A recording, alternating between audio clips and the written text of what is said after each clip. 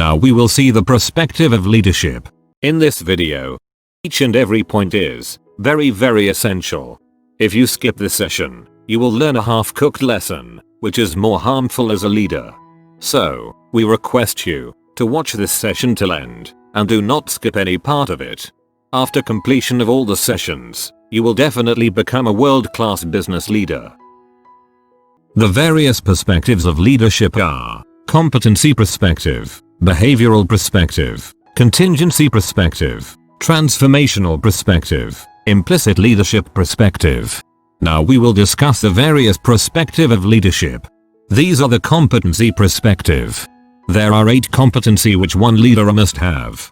These are personality, self-concept, drive, integrity, and ability to motivate, knowledge of business, cognitive capability, and emotional intelligence.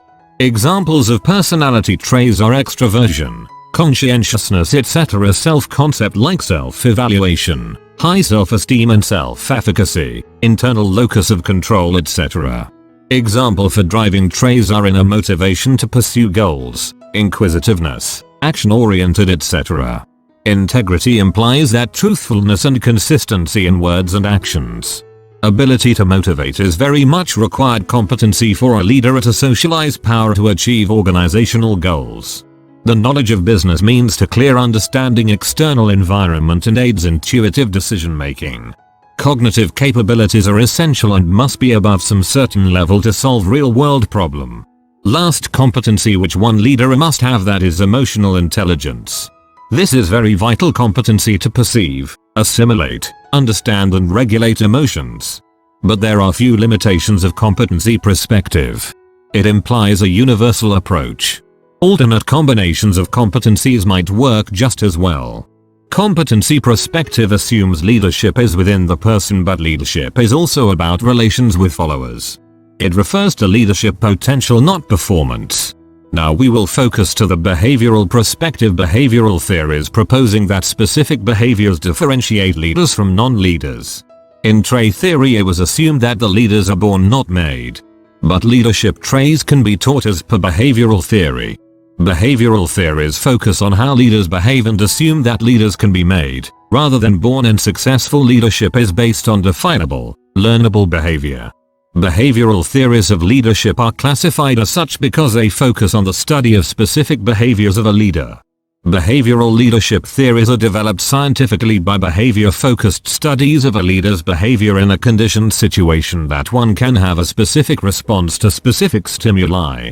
This behavior-focused approach provides real marketing potential.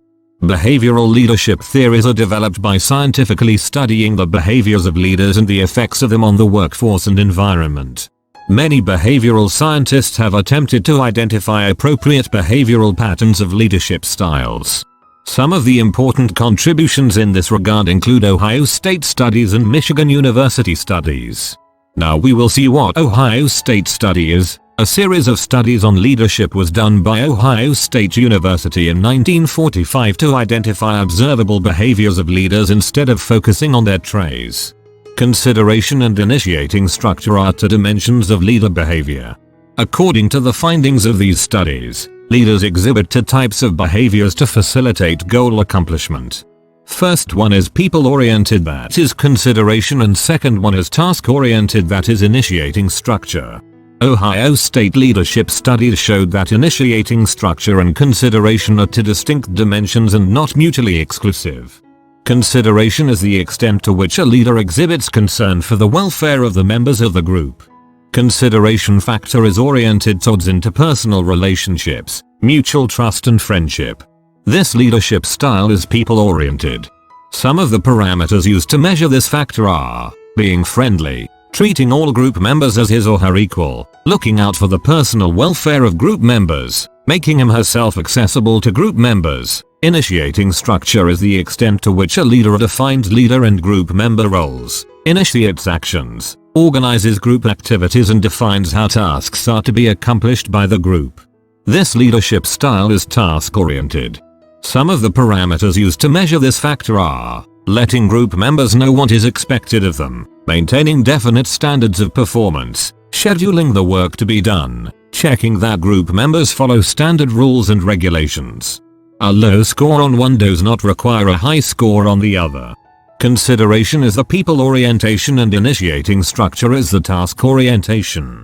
The Ohio State studies were conducted around the same time as the Michigan leadership studies, which also identified as critical the focus on tasks and people. Now we will focus on Michigan studies of leadership.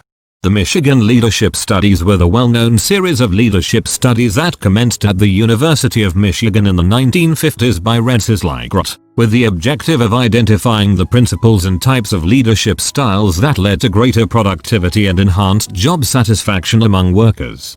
The studies identified two broad leadership styles, an employee orientation and a production orientation. They also identified three critical characteristics of effective leaders: task-oriented behavior, relationship-oriented behavior, and participative leadership. The studies concluded that an employee orientation rather than a production orientation, coupled with general instead of close supervision, led to better results. The Michigan leadership studies, along with the Ohio State University studies that took place in the 1940s, are two of the best-known behavioral leadership studies and continue to be cited to this day. Now we will see the Blake-Mouton Managerial Grid. This is the Blake-Mouton Managerial Grid. The Managerial Grid model is a style leadership model developed by Robert R. Blake and Jane Mouton in the year 1964. This model originally identified 5 different leadership styles based on the concern for people and the concern for production. The model is represented as a grid with concern for production as the x-axis and concern for people as the y-axis. Each axis ranges from 1, which signifies low, to 9 means high. The resulting leadership styles are as follows: the indifferent style, which is previously called as impoverished. The score of the grid is 1. 1 implies that the both x and y axis score are 1. In this style, managers have low concern for both people and production. Managers use this style to preserve job and job seniority, protecting themselves by avoiding getting into trouble. The main concern for the manager is not to be held responsible for any mistakes, which results in less innovation decisions. The accommodating style, which is previously called as country club style. The score of the grid is 1. 9. This style has a high concern for people and a low concern for production. Managers using this style pay much attention to the security and comfort of the employees, in hopes that this will increase performance. The resulting atmosphere is usually friendly, but not necessarily very productive. The dictatorial style, which is previously called as produce or perish style. The score of the grid is 9. 1. Managers using this style also pressure their employees through rules and punishments to achieve the company goals. This dictatorial style is based on Theory X of Douglas McGregor, and is commonly applied by companies on the edge of real or perceived failure. This style is often used in cases of crisis management. The status quo style, which is previously called as middle of the road style. The score of the grid is 5. 5. Managers using this style try to balance between company goals and workers' needs.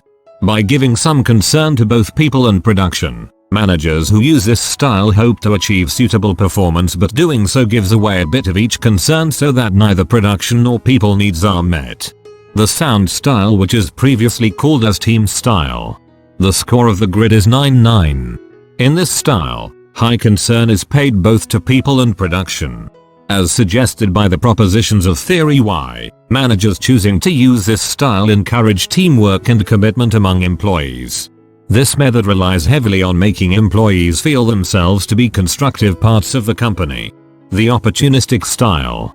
Individuals using this style, which was added to the grid theory before 1999, do not have a fixed location on the grid. They adopt whichever behavior offers the greatest personal benefit. The paternalistic style. This style was added to the grid theory before 1999. In the power to change, it was redefined to alternate between the 1, 9 and 9, 1 locations on the grid. Managers using this style praise and support, but discourage challenges to their thinking. These are the 9 components of Blake and Mouton's managerial leadership grid. Impoverished management. Country club management. Authority compliance or authoritarian. Middle of the road management. Team management or team leader. Opportunism. Paternalism, or maternalism. Blake and his colleagues added to more leadership styles after Mouton's death in 1987, although neither appears on the grid itself. Paternalistic management.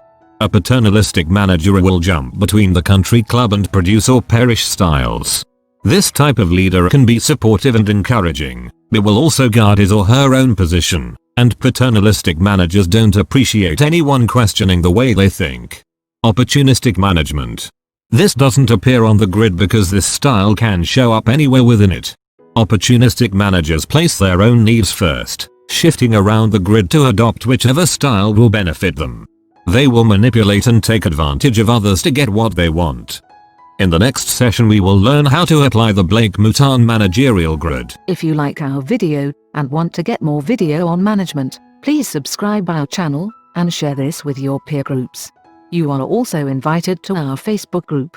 If you are a manager, inspiring business leader, management trainer, practitioner, entrepreneur, student, please subscribe our YouTube channel and join our Facebook group. The name of our Facebook group is Prabix Management Academy. Please subscribe and join us. Cheers!